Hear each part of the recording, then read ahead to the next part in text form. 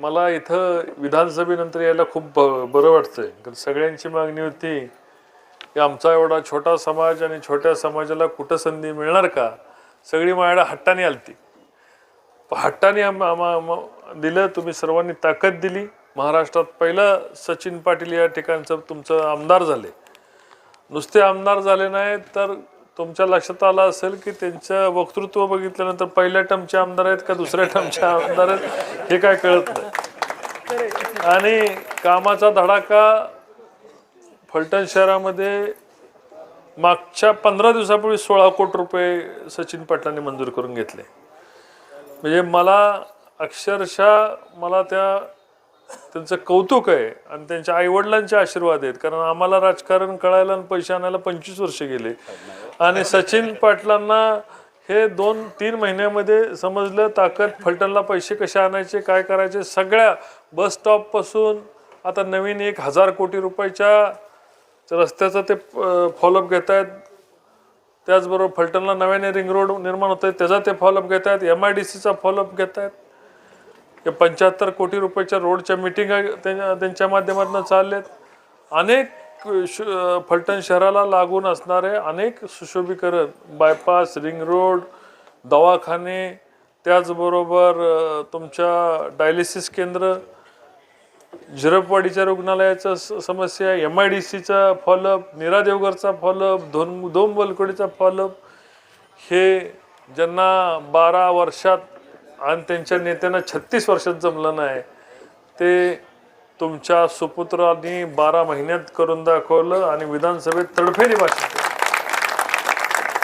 करणारा आमदार म्हणून अल्पावधीत ते प्रसिद्ध झाले.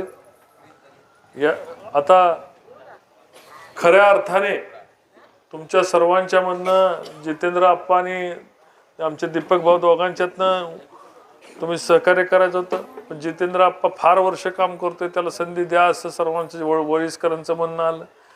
जितेंद्र आप्पा नगरसेवक सारखं काम करतो. दासभाऊ आहेत या ठिकाणी, घनश्याम भाऊनी मला दोघांनी सांगितलं तुम्ही द्याल ती संधी. आमच्या स्त्रीलाही संधी द्यायची आमची इच्छा होती. जसं आमदार साहेबांनी सांगितलं दीपकलाही संधी द्यायची इच्छा होती. आता ह्या सगळ्यांचे मार्ग आमदारच तुमचं झाल्या, तुम्ही आता काय भ्यायचं काय कारण नाही. वेगवेगळ्या कमिट्या सगळ्या ठिकाणी कुठं ना कुठं समावेश करून या ठिकाणी घेतात. मला माझ्या कुंभार बांधवांना मला या ठिकाणी सांगायचं आहे की वर्षानुवर्ष माझ्या वडिलांवर तुम्ही प्रेम केलं. आता मागच्या वर्षीपर्यंत मी गणपती आणायला इथे येत होतो, आता मुली गणपती आणायला येतात. आणि अनेक ठिकाणी अनेक ह्याच्यामध्ये आपल्या भागातल्या समस्यांसाठी मी आमदार साहेब या भागाचा दौरा केला, चालत दौरा केलाय.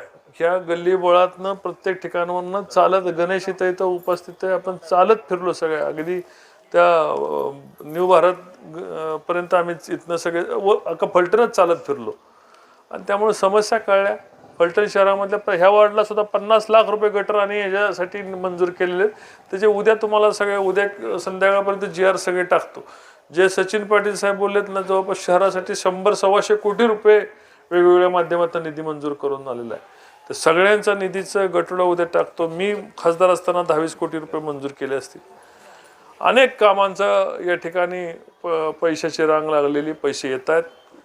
अजून नगरपालिका ताब्यात नाहीत, बाळाचे पाय पाळण्यात दिसतात. त्या पद्धतीने विकास कामं सगळ्या नगरसेवकांच्या पाठीमागे खंबीरपणे. अर्थमंत्रीच राष्ट्रवादीचा असल्यामुळं मला शिवरूपरावची चिंता नाही. नगरपालिका आली या ठिकाणी की तुम्ही आणि सचिन पाटील, मी मुख्यमंत्र्यांचा हात धरून जे काय आणायचे ते सर्व आणणार आहे. आपल्या फलटण शहराला अगदी विमानतळ चालू करण्यापर्यंत माझी इच्छा आहे. त्यामुळे आपण सर्वांनी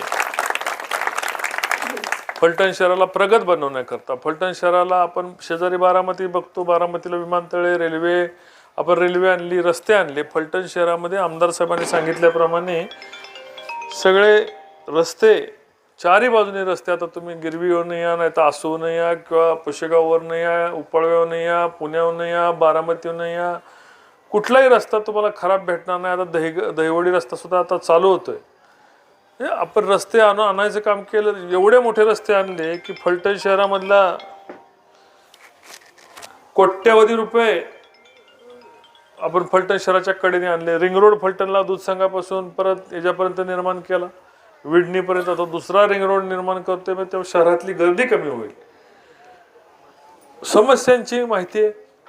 हजारो कोटी रुपये निधी बाहेर आणला. आता फलटणमध्ये आपल्याला 1000 कोटी पुढच्या 5 वर्षात आणले तरी नको नको होईल. एवढे रस्ते कुठं माती शिल्लक राहायची नाही. तुम्हाला कामं करणारे माणसं दिलीत.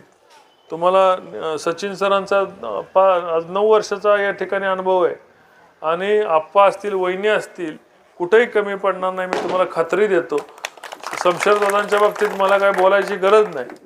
माझ्यापेक्षा तुम्ही लहानपणापासून त्यांना ओळखताय. त्या घरी कमी, नगरपालिकेत जास्त. आता नगराध्यक्ष झाल्यावर तरी घरी जातात का नाही कोणाच ठाऊक.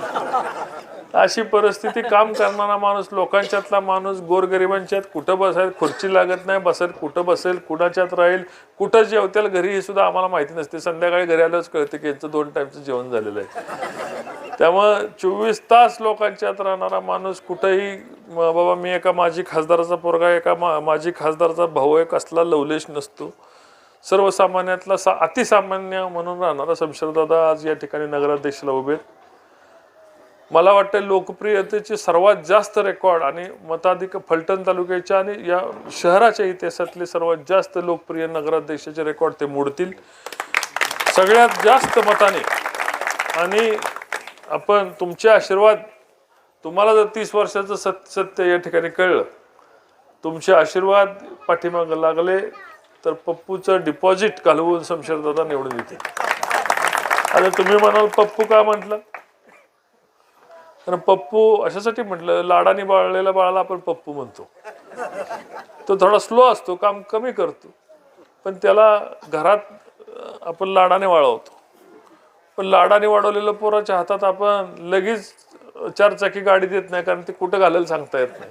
आता ही नगरपालिका द्यायला निघालेत. शेजारच्या वॉर्डातनं निवडून आला तर पप्पू, तेव्हा पप्पू फिरकलाच नाही. 5 वर्षात फिरकला नाही म्हणून नगरसेवका म्हणून त्यांच्यावर तक्रार दाखल झाली आणि पप्पू जे गायब झाला भिवून त्यानंतर नगरपालिकेला. त्यानंतर प्रत्येक इलेक्शनला फक्त रामराजे आणि त्यांच्या कुटुंबासाठी मतं मागण्यासाठी येणार. इथं करोना आला, पाणी आलं, पूर आला, डेंगू आला. किती डेंगूमध्ये आपण इथं औषध माराय होता. मी राऊत मॅडमला माहिती, मी स्वतः फिरत होतो तिथं औषध माराय. ह्या गल्लीनं मी स्वतः डेंग्यूचं औषध मारायला मी स्वतः फिरत होतो. कारण साफसफाई, स्वच्छता, लोकांच्या अडीअडचणी, दुःख, मयत झालं, लग्न झालं, कोणतरी यायला पाहिजे ना. पप्पूला जाणीवच नाही, कारण तो फॉर्म भरल्यावर सुद्धा म्हटला मी श्रीमंत आहे, मी राजा आहे. आता ठीक आहे, राजा आहे. प्रत्येकाच्या घरात कुटुंबात जन्माला पोरगा येणार तो त्या कुटुंबाचा राजा असतो. राजेशाही डॉक्टर बाबासाहेब आंबेडकरांनी कधीच रद्द केली. सही करून सगळ्या देशातली राजेशाही रद्द केली. मी आता शिवरूपराजांना राजा म्हणतो, पण ते राजासारखं वागणं, राजासारखं मन पण लागतं. इथं राजा उदार झाला आणि तंबाखूला चुना दिला अशी कधीच वेळ आलेली नाही. ना ह्यांनी पप्पूने दिली, नाही तर पप्पूच्या पप्पांनी दिली. इथं सायकली आम्ही एवढ्या हजारो सायकली दिल्या, सायकल लावायला 500 रुपये भाडं घेतात. मी अनेक वर्ष या ठिकाणी दिवाळी भेट येते का नाही आपली, ठिकाणी नगरपालिका इलेक्शन म्हणून येते का, रमजानचं दूध येतं का नाही, येतं का नाही. मला सांगा, हे देण्याची दानत पाहिजे. नुसतं नावाला श्रीमंत, एवढं मोठं श्रीमंत लावून काय फायदा आहे. तुमच्या खिशात हात घालायची कधीच दानत नाही. कुठल्या गरीबाचं लाईफलाईन मधलं बिल माफ यांनी केलंय? नाही केलं ना. कुठल्या गरीबाचं एखाद्याचा वडील वारलाय म्हणून मालोजी बँकेचं कर्ज यांनी माफ केलं, मी पैसे भरतो म्हणून सांगितलं. कुठल्या लहान मुलीला सायकल, छोटीशी सायकल तरी दिली घेऊन? खेळण्यातली दिली नाही सायकल यांनी कधी. 7,000 रुपयाची सायकल द्यायला तेवढं मन पण मोठं लागतं ना. आमचं मन काड्या करण्या पलीकडे कुठं जातच नाही. ह्याला कसं अडकू, त्याला कसं अडवू, ह्याला कसं अडचणीत आणू, ह्याच्यामुळं ते स्वतः अडचणीत आले. संस्थांना अडचणीत आणलं. निगेटिव्ह होतं का नाही तिथं सगळं. बारामतीला तुम्ही गेला तर बघा, राजा आहे. मी अजितदादाला राजा म्हणतो. कारखाना कसा चाललाय, दर आम्ही पण देऊ शकत नाही. आता आम्ही 3300 रुपये दर फलटणमध्ये आलाय. आम्ही फलटण तालुक्यातला मी हायएस्ट दर देणार म्हणजे देणार, सगळ्याला माहिती. पण बारामतीला कशा संस्था निर्माण केल्या, कसा दूध संघ चाललाय. आज 3 लाख लिटर दूध संघ आहे. फलटण तालुक्यातला दूध संघ किती बाटलीवर तरी दूध गोळा होतं का नाही. 80,000 लिटर दूध होतं फलटणला. कुठे गेला दूध संघ? दूध संघ मोडला आणि खाजगी वाढवला, बरोबर ना. कारखाना दुसऱ्याला चालवा दिला, बँक पतसंस्थेला चालवायला दिली. खरेदी विक्री संघ गायब झाला आणि दूध संघाचा निलाव केला. ही यांची मर्दुंकी. मग पप्पूला त्याच वेळेस आणला असता, पप्पूला जरा काम करायला लावलं असतं. संस्था अडचणीत चालल्याच बाबा, आम्ही राजकारणाला वापरल्या, तू जरा लक्ष घाल, सुधार, संस्था मोठ्या कर. पप्पूला केलाय वकील आणि मग आता सनी म्हटल्याप्रमाणे 151ची केस सुद्धा सोडवू शकत नाही. असा जो स्वतःच्या कुटुंबाचा उपयोगी होऊ शकत नाही. मला सांगा, हितच बसणाऱ्यांची, एवढ्या बसणाऱ्यांची हिथं तेजच गटातल्या 4 माणसांची नावं सांगा. 27 उमेदवारांची नावं सांगून दाखवावे. पत्रकार हसतात बघा, खरं वाटलं. 27 उमेदवारांची नावं सांगून दाखवायची आणि हिथं आणून ह्या चौकाला काय म्हणतात ते सांगून दाखव. बाबा ह्याला कुंभारटेक म्हणतात, ह्याला खाटेक गल्ली म्हणतात, सांगून दाखवा ना. ह्या बोळाला काय म्हणतात ही सांगून दाखवा ना. कधी फिरलंच नाही. हिथं उभा केलं तर म्हणणार 10 नंबर वॉर्ड आहे. आता अशाचा उपयोग काय उपयोग आहे. आता विनाशकाल आहे तो विपरीत बुद्धी होती. रामराजांना पोराला उभं करायचं लाचारी सोडायला पाहिजे होती. पोराला उभं करायचं तर लाचारी सोडायला पाहिजे. 3 निवडणुका घरात बसून मला कोण बघतंय का, माझ्याकडे कोण बघतंय का, कानात सांगतंय की यांना मतदान करू नका, घड्याळाला मतदान करू नका. अरे तुम्ही ज्या घरात जन्माला आला त्याची मर्दुंकी 1200 वर्षाचा इतिहास आहे. तुम्ही असं कानात कानात सांगून किती दिवस जगणार आहात आणि त्या आमदारकीला काय चाटायचंय तुम्हाला. द्या ना राजीनामा, या ना मैदानात. तुम्हाला पक्ष अजित पवारांचा पाहिजे, भाऊ तुतारीत पाहिजे, पोरगा धनुष्यबाणात पाहिजे, पण जनता कमळात घड्याळात जाणार त्याचं काय.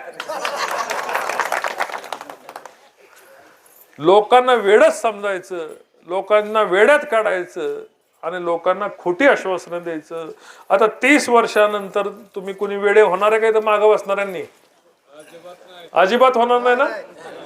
आता पप्पाचा काळ संपला ना, आता पप्पू आलाय. तर पप्पूला एवढंच विचारायचं आहे की तुझ्या पप्पांच्या काळात जसा काळ होता, जशी ती तालीम होती, जसं समाज मंदिर होतं, जसं खाटीक गल्लीतली गटार होती, कुंभार टेकावची गटार होती, कशी काय जशी आहेत तशीच आहे. फक्त आश्वासनं, गोड बोलणं, रडणं, भीक मागणं, पदर पसरणं आता तेवढंच राहिले. बाकी काही राहिलं नाही. आमदारकी निघून गेली, महाराष्ट्रात इज्जत निघून गेली, खोटी कारस्थानं उघड झाली. कसं होतं, एकदा माणूस पडायला लागला की माणूस चुकीचं करतो अडकत. फलटण मध्ये बराबर ती मध्ये माझ्या विरुद्ध षडयंत्र केली अडकली. माझा फायदा झाला ना. लोकांना कळलं की त्यांची तोंड काय, त्यांचं डोकं काय, चालतात कशी, वागतात कशी. माझं समजून सांगणं सोपं झालं. मी आता मगाशीच सांगितलं की समजून सांगणं कसं सोपं झालं की मी महाराष्ट्रात नाही देशामध्ये माझा 8व्या 10व्या नंबरला खासदार म्हणून नाव गेलं होतं. एक छोटी गोष्ट मी सांगतो तुम्हाला सगळ्यांना. एक काजवा असतो, त्याच्या मागे साप लागलेला असतो. काजवा माहिती ना तुम्हाला, चमकतो. त्याला त्या काजव्याच्या पाठीमागं साप लागतो आणि साप लागल्यावर तो काजवा म्हणतो, अरे मी काय तुझं खाद्य आहे का, तू माझ्या मागं पळतोय. साप म्हणतो मला नाही, साप म्हणतो मी तू माझं खाद्य नाही. परत साप त्याच्या पाठीमागं लागतो आणि काजवा त्याला विचारतो, मला खाऊन तुझं पोट भरणार आहे का. तर साप म्हणतो नाही भरणार. परत साप पाठीमागं लागतो आणि काजवा म्हणतो, मी जर तुझं खाद्य नाही, मला खाऊन तुझं पोट भरत नाही, तू माझ्या मागं का लागलाय. तू तुझ्या लाईनीने जा, मी माझ्या लाईनीने जातो. साप त्याला सांगतो की सगळं खरं आहे, तू माझं खाद्य नाही, माझं तुला पोट भरणार नाही, पण तू चमकतोय, मला चमकणार बघणार नाही. तसं रणजितसिंह निंबाळकर महाराष्ट्रात चमकत होता. याला पाडला पाहिजे, ह्याची बदनामी केली पाहिजे, याला अडकवला पाहिजे. हम चमकते हुए को देखना नाही चाहते. ही ह्यांची वृत्ती गजानन चौकामध्ये उघडी करून दिली ना. मला महाराष्ट्रात मला बदनाम नाही करायला गेले. कुणाला बदनाम करायला गेले? फलटणला बदनाम करून ठेवलं. रणजितसिंह निंबाळकर बदनाम झाला का? झाला असेल तर ते 3 तारखेला तुम्ही दाखवा. मी चुकलो असेल 3 तारखेला तुम्ही मत नका देऊ. घड्याळाला आणि कमळाला मत देऊ नका मी चुकलो असेल तर. पण मी बरोबर असेल, माझ्यावर अन्याय होत असेल, मला 500 रुपये पेट्रोल चोर केला यांनी. आहे का 500 रुपये पेट्रोल चोरणारा वाटतो का? मला गाडीचं भाडं दिलं नाही म्हणून माझ्या 11 अॅट्रॉसिटी तक्रार द्यायला लावल्या यांनी. किती डोकं, याला निगेटिव्ह डोकं. सोडवायचं नाही पण अडकवायचं माहिती, सापासारखे हम चमकते हुए नहीं देखना चाहिए. लोकांना अडकवत गेले. प्रशासकीय दहशत, खरी काय प्रशासकीय दहशत काय असते, जेव्हा एखाद्या खासदारावर अनेक तक्रारी दाखल यांनी करून घेतल्या, ती प्रशासकीय दहशत. जयकुमार गोरेंवर एखादी महिलेकडनं आरोप करून घेतला, ती प्रशासकीय यांची दहशत. आणि ह्या दहशतीचा वापर जो गाणं आहे सर जो उठेगा धड से कटेगा, जो यांच्या विरोधात उभा राहिला आहे त्याला संपवायसाठी केले. त्याला विकत घेतला, त्याला संपवला. पण रणजितसिंह निंबाळकरना विकत जात न संपत, उलटी हीच माया मागा लागलीत, मला घ्या मला घ्या. मागच्या महिन्यापर्यंत माया मागा लागल्यात, आम्हाला घ्या. माहिती ना तुम्हाला फलटण करा ना, मनोमिलन करा, हे करा. मागच्या महिन्यापर्यंत मी चांगला होतो, माझ्या पाठीमागं आम्हाला 4 शीटं द्या 5 शीटं द्या म्हणून मागा लागली. 15 दिवसांनी काय झालं की रणजितसिंह निंबाळकरची प्रशासकीय दहशत कशी आटावली. 2 भाऊ माझ्या 3 भाऊ माझ्या मागं होती की आम्हाला भाजपमध्ये घ्या, तुमच्या नेतृत्वाखाली काम करायचंय, याव करायचंय, मनोमिलन करायचं. ह्यांनी टीव्हीवर सांगितलं होतं. मी ओळखलं होतं, म्हटली मिठी मारा येणार आणि ही मागणं पाठीत खंजीर खुपसणार. त्यामुळे खुर्ची 2-3 मिटिंग झाल्या पण खुर्च्या लांब ठेवून बसलो होतो. आणि फोन सुद्धा ह्यांचा फोन आले तर स्पीकर फोनवर घेतल्याचे, कारण कानात काय घालत्याला सांगता येत नाही. 1 महिन्यापूर्वी माझ्या पाठीमागं लागलेले हे सगळे भाऊ, यांचे सगळे खानदान, मी 1 महिन्यामध्ये वाईट झालो. आणि आता त्याच्यावर काय बोलणार. मला एवढंच सांगायचंय की इमानदार तुम्ही पक्षाशी पण नाही, जनतेशी पण नाही, पण ते 27 उमेदवार केले त्यांच्याशी तर राहा. फलटण मध्ये कुठेही माहिती घ्या, ह्यांच्या घराची टीम फिरती, वेगळी टीम केली. फक्त अनिकेतला मतदान द्या, फक्त अनिकेतचं बघा. आणि 27 लोक तरी सोडून 27चे 27 पडणार आहेत. मी तुम्हाला सांगतो, मी सांगत होतो की हे सगळे 27 लोक पडणार आहेत. 27 लोकांना उभं केलं ना, सगळे फलटणवाले, फलटणची जनता पाडणार आहे. आता ह्यांना काळजी आपल्या पुत्राची, सुपुत्राची, पप्पूची असणार. 27 लोकांच्या बरोबर गद्दारी करू नका. तालुक्यातल्या या शहरातल्या 45,000 लोकांना तुम्ही गंडावलं, 30 वर्ष गंडावलं. आता 27 लोकांना गंडवायचं राहिलेलं आहे. 27 लोकांना दानाला दिले राजे. प्रत्येक ठिकाणी हे कानात जाऊन सांगतात माझ्या पोराचं फक्त बघा, कारण त्यांना माहिती खाली नगरसेवक निवडून येणार नाही आणि वरती जनता ह्यांना निवडून देणार नाही. त्यामुळं तुम्ही खाली पण टिकणार नाही, वरती पण टिकणार नाही. तुम्ही राहिलेल्या फक्त 27 लोकांशी इमानदारीने काम करा, एवढंच आव्हान मी या ठिकाणी करतो आणि माझे 2 शब्द संपवतो. जय हिंद, जय महाराष्ट्र.